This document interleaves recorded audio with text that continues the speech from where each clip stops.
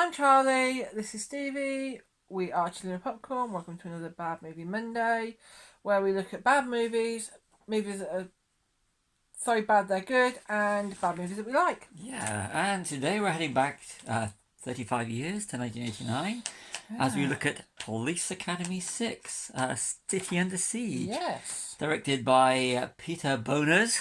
That's true real name. Yeah. Stars Bubba Smith, David Graff, Leslie Easterbrook, Marion Ramsey, Lance Kinsey, Matt McCoy, George Gaines, and G.W. Bailey. Steve Guttenberg are left after Police Academy 4. The plot is bumbling cadets take to the streets when three inept goons successfully orchestrate a metropolitan crime wave.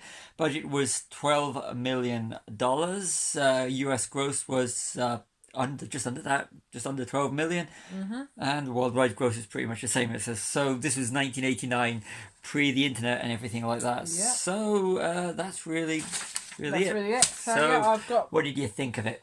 Oh, it was funny. It was funny. What about you? I saw it at the cinema in 89. 89 was a good year, or a good bad year as well for movies. I was 3 in 89. I was a lot older. So I know you were. So I'd been 89, I'd have been 14. Yes. But I was a Police Academy fan. I saw 4, 5 and 6 in the cinema. Oh. I did. But yeah, it's enjoyable nonsense, but you can see the decline. It's when, you know... you can see it's not as good as the first one. No. Even the second one's pretty good. It had its moments, but it turns more...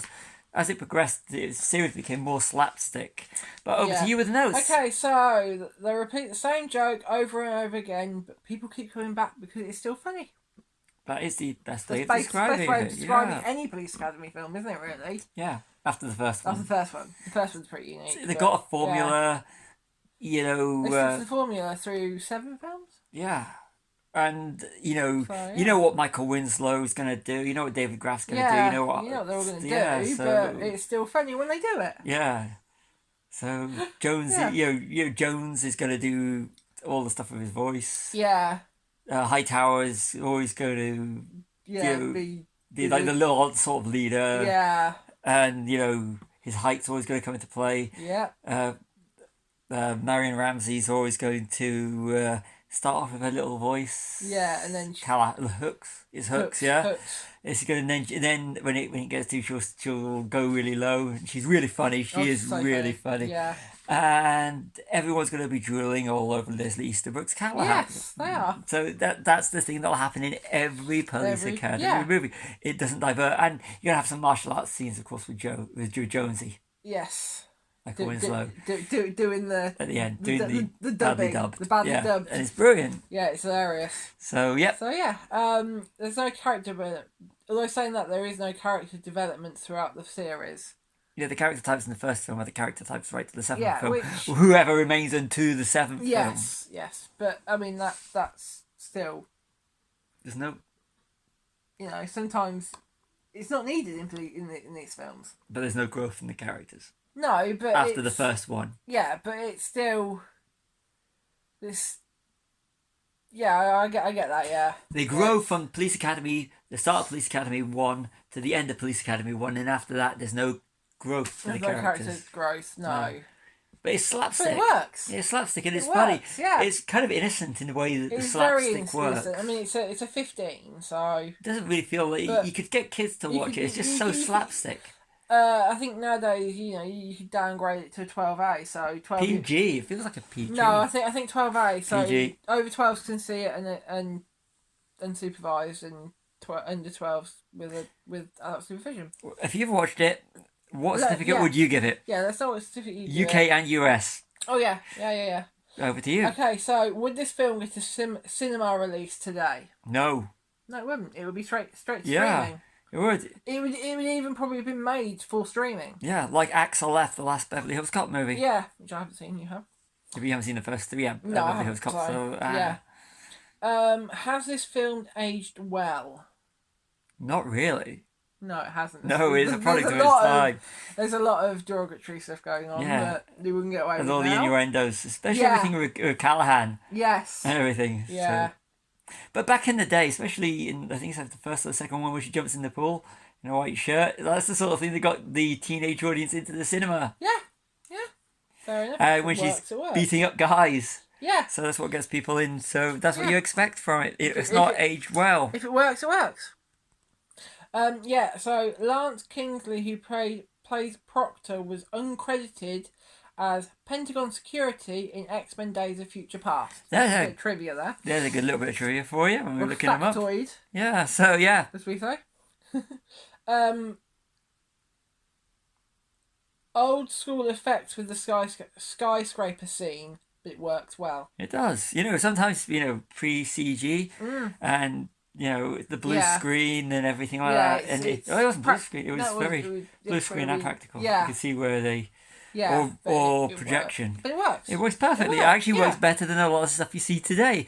Considering it's a comedy, it worked. That whole sequence, although being kind of like repetitive of the sort of things you expect from Harrison Proctor, it was still well done. Yeah. And shout out to them for it was, in a film when you have a shot like that looks so well done for a comedy, brilliant. Yeah. So that is good. It's good, yeah. Okay, so question for you: is it still funny? Not as funny as it was in '89 when I was 14, but it still has its moments. I found it funny. It has its moments. It's set in August, but the trees in the background say autumn or winter. Which, when I looked it up, it was filmed in October in 1988. So that explains that. You actually went and looked it up on IMDb. Full if you're in America. Yeah. Proctor and Harris would no longer be cops based on this film alone. I say based on the first thing that happened. Yeah, but there's no way. On the first scene, really, isn't it? So there's no way they'd be cops. They would have been probably suspended for incompetence. Well, no, they've probably been put down as beat cops. Beat cops, and then suspended. Yeah. And then eventually fired because they're just And there's the age thing going on with them as well. They're getting a bit on the old side. Yeah. Especially Harris, and of course the Commandant Lassard. Yes, but he's still... But we need him back because we've lost Steve Guttenberg in the four. Mahoney. Yeah. I was going to say I did miss Mahoney. Yeah. I nearly asked you when we were watching it about Mahoney. We will do a watch along or a watch thing. I think of all the Police Academy films because they're fun. Good. Why not? That'd be good. Yeah. Why not? If you're interested in that, comment below. Yeah. There's visible wires on the Fireflies. Yeah, the Fireflies when the Fat Claire is, he's like directing traffic with those things. You can see, you can see the strings on the Fireflies. Yeah. But it was a low budget movie by standards, it was, so we can get away with that. And again, the rest of the Police Academy would probably lose their jobs because they're suspended, but they're still doing their job. And I know they do point it out later in the movie, but there's nothing done about it except for they're put back on the force, even though they're dressed up as police officers, pretending to be police officers, but at that point in the movie they were not police officers. No, they were suspended. So there'd be a lot of trouble. Yeah. And then this is going on to a scene where Hightower gets basically buried with large rocks and boulders, and he would not survive that. No, but that's part of the whole comedy thing. But and you can actually see that they're just made of foam. Yeah, you can see that. You can tell. You can tell. And it basically he's indestructible. He's Hightower. Yeah, and then it's all a real estate scam. It's all it's all to. Clever little plot thing. It's very, very clever. Very clever. Very clever. Very clever. And the reveal is really quite clever as well. Although there are some bits of you do something. The bit where he's in the room and then the gas comes out and it's like he leaves the room and then goes back into the room. Yeah. It's like you just smash it down first, wouldn't you? Really. So they're inept cops still. Yeah, but they make it work and they still save the day. Yeah, and we have that iconic Police Academy theme playing for the credits. So yeah. And my last thing on here is very short notes. These ones, very enjoyable nonsense. Completely agree. If you just want to check your brain out, check your brain out. Have a laugh in one of the inferior Police Academy sequels. So that's probably one of the shorter ones we've done. So yeah, so that was good movie, bad movie, or bad movie that's enjoyable. Bad movie that's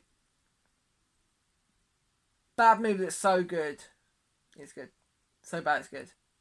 Yeah. It's a throwback to a simpler time. So there were sometimes I was just sitting there going, I sat in the cinema and watched this, but there was other times I was actually laughing. So it's a bad movie, but it has got some enjoyable moments. It's a guilty pleasure movie. Yeah, it's a good one. Yeah.